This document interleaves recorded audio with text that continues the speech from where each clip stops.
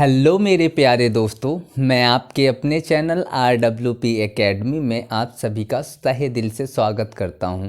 हम इतिहास के क्लास में आज फिर से पढ़ेंगे इतिहास जानने के स्रोत। इतिहास जानने के हमने दो स्रोत बताए थे, एक तो साहित्यिक स्रोत बताया था, दूसरा मैंने बताया था पुरातात्विक स्रोत। साहित्यिक स्रोत का मैंने जितना भी था वो मैंने सब बता दिया है। तो अब पहले तो जान जाते हैं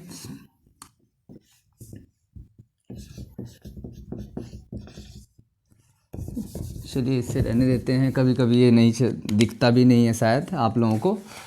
तो एक है साहित्यिक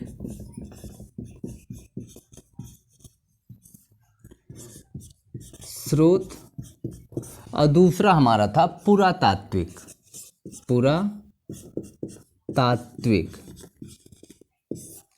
स्रोत। ठीक है, तो ये हमने पढ़ लिया था। इसमें भी एक बार मैं फिर से बता देता हूँ, मैंने इसमें पढ़ा था देसी साहित्य और विदेशी साहित्य। ठीक है, देसी साहित्य में मैंने पढ़ा था धार्मिक साहित्य और दूसरा हमने पढ़ा था लौकिक साहित्य। ठीक है, धार्मिक साहित्य में भी हमने पढ़ा था बौद्ध साहित्य, धार्मिक साहित्य, जैन और ब्राह्मण। ठीक है, और इसमें हमने पढ़ा था लौकिक साहित्य में जिसमें धर्म ना हो, राजनीति जैसे पढ़ी थी हमने।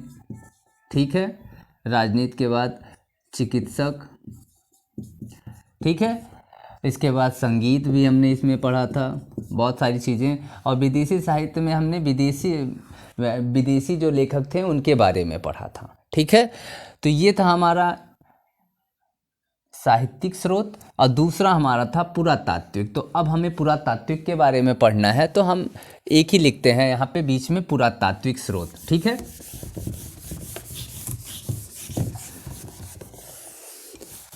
पुरातात्विक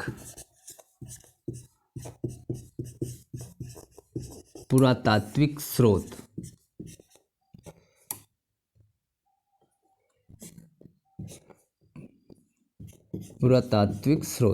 पुरातात्विक स्रोत में हमने पढ़ा था, जैसे पुरातात्विक मतलब जो पुराने तत्व जो मिले हैं हमें, ठीक है, या जो खुदाई से हमें जो भी चीज़ें मिली हैं उसमें एक हमें आभूषण,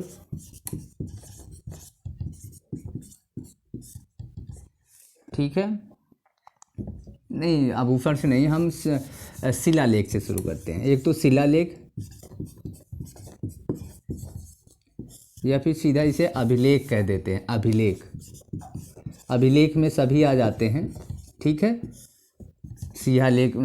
शिलालेख आ जाता है, गुहालेख भी आ जाता है, ताम्रलेख भी आ जाता है। ठीक है, दूसरा सिक्के। ठीक है, सिक्के भी आते हैं। मृद भांड। ठीक है, मृद भांड भी होते हैं। भग्नावशेष।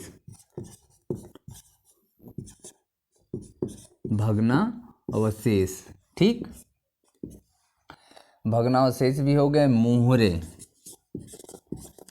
मोहरे हो गई, आभूषण हो गए। ठीक है, इत्यादि ETC एक्ट। ठीक है, इतनी चीज़ें जो है पुरातात्विक में मिलती हैं, और भी मिलती हैं चीज़ें, लेकिन ये जो ज़रूरी थे वो चीज़ें मैं बता दे रहा हूँ। ठीक है, अभिलेख में जैसे हो गए, अभिलेख में क्या हुआ, अभिलेख में जो शिलालेख हो गया।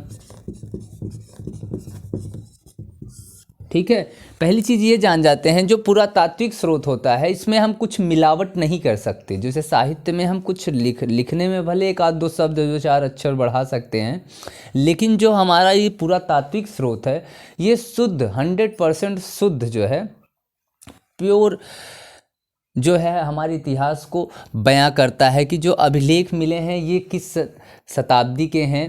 ठीक है, जो शिलालेख हैं वो किसके हैं, किस साम्राज्य के हैं, इनके बारे में पता चलता है। जैसे शिलालेख हो गए, गुहालेख हो गए, गुहा लेख, जैसे हाथी गुम्फा अभिलेख जो है गुहा लेख मतलब जो गुफाओं का पे लेख मिले हैं उनके बारे में, ठीक है। जैसे हाथी गुम्फा अभिलेख हमारा है, ठीक है। एक तो सामान्य अभिलेख भी लिख लेते हैं, ठीक है, जो सामान्य अभिलेख होते हैं उनको भी लिख लेते हैं इसमें, और एक ताम्र लेख, ताम्र लेख, ठीक, ये चीज़ें जो हैं अभिलेख के अंतर्गत आती हैं, ठीक है। दूसरा हमारा सिक्का है, सिक्का हो या सिक्के, ठीक है। देखो जब ये कोई चीज़ सिक्का होता है तो सिक्के से हमें क्या क्या पता चलता है, सिक्के से हमें उस साम्राज्य के तकनीकी व्यवस्था का पता चलता है, सिक्के से हमें पता चलता है वो किस धातु का है, सिक्के से हमें पता चलता है, सिक्के का ज्ञान पता चलता है कि ये किस धातु से मिल के बना है, ठीक है। तो हम लिख लेते हैं सिक्का। सिक्के में हमें मिलता है तकनीकी ज्ञान, तकनीकी, ठीक है, तकनीकी का उदाहरण, तकनीकी का उदाहरण मिलता है। और सिक्के से हमें मिलता है जैसे धातु का मिश्रण, मतलब वो सिक्का जो है किस धातु का बना है, धातु का मिश्रण, किस धातु के मिश्रण से बना है, ठीक है। धातु का भी ज्ञान होता है हमें, धातु का ज्ञान, ठीक है, इससे धातु का भी ज्ञान होता है हमें। चिन्ह, उस पे देखते हो चिन्ह भी बहुत से मिलते हैं, चिन्ह या प्रतीक, ठीक है, सिक्कों पे ही हमें ये सब मिलते हैं, ठीक है।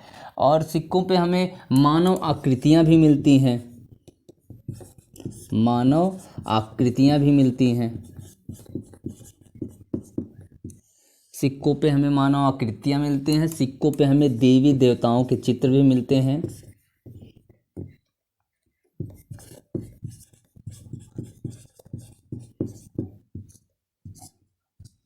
देवी देवताओं के चित्र भी मिलते हैं, ठीक है। पशुओं के भी चित्र मिलते हैं, मतलब इससे ये पता चलता है कि उस काल में कौन से पशु ज़्यादा लोगों को पसंद किए जाते थे, ठीक है। सिक्कों से ही हमें लिपियों का पता चलता है, और सिक्के से हमें उस साम्राज्य की अर्थव्यवस्था का भी पता चलता है, ठीक है, अर्थव्यवस्था का भी पता चलता है। हाँ, ये हो गया हमारा सिक्कों से ये चीज़ें हमें पता चलती हैं। मृदभांड, मृदभांड मतलब मिट्टी का बर्तन, ठीक है, मिट्टी का बर्तन, ठीक है। जैसे मध्य पाषाण काल में हमें हस्त मृदभांड मिले हैं, हाथ से बने बर्तन मिले हैं। उसके बाद नवपाषाण काल में हमें चाक से, जो चाक से बनाते हो, देखते होगे तो प्रजापति या कुम्हार लोग जो चाक से बनाते हैं वो नवपाषाण काल में से हमें मिला है, ठीक है। तो मिट्टी के भग्नावशेष, खंडहर जो होते हैं, खंडहर जो होते हैं, इससे हमें क्या पता चलता है, इससे हमें ये पता चलता है कि उस समय या उस काल में जो इमारतें थी वो कैसी थी, ठीक है, या फिर जो इमारतें बनाई जाती थी उसमें किस तरह के लागत लगते थे, कौन से पत्थर लगते थे, हर एक चीज़ के बारे में, ठीक है, खंडहर से हमें पता चलता है। अब मोहरों से भी हमें पता चलता है कि वो मोहरों पे देखो होगे किसी का चित्र बन जाता था, ठीक है, या फिर बीड़ा वादन का चित्र बन गया, किसी राजा का बन गया, ठीक है। आभूषण, वो उस काल का आभूषण कैसा था, ये सब चीज़ें जो हैं हमें पुरातात्विक स्रोतों से पता चलती हैं, ठीक है। तो ये हमारा पुरातात्विक स्रोत जो है इतना है, ठीक है। इसी से हम जो है आगे और सारी चीज़ें पढ़ेंगे। ये तो हमारा जो है सिलेबस का है कि ये सब हमें पढ़ना ही है, ठीक है। तो कल से हमें प्रागैतिहासिक काल स्टार्ट करना है। तो आज के लिए धन्यवाद, कल फिर मिलते हैं इसी समय।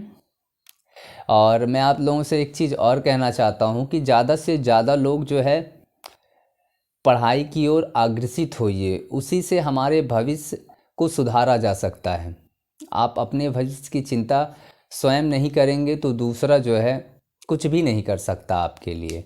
तो आप जो है अपने लिए और अपने परिवार के लिए 2 गुना मेहनत करिए, 2 गुना क्या 4 गुना मेहनत करिए। अभी उम्र है मेहनत करने की, कर लेंगे। एक समय ऐसा होता है कि आदमियों की जो है उम्र निकल जाती है, तब वो सोचता है कि मैंने पीछे क्या खोया। तो मैं नहीं चाहता कि आप लोग भी ऐसा सोचें अपने आने वाले भविष्य में। तो आज के लिए धन्यवाद, कल फिर मिलते हैं। सब्सक्राइब करना मत भूलिए, कमेंट्स करना मत भूलिए, शेयर करना मत भूलिए। जितना हो सके उतना वीडियो को आगे बढ़ाने की कोशिश करिए। तो आज के लिए धन्यवाद, कल फिर मिलते हैं इसी समय।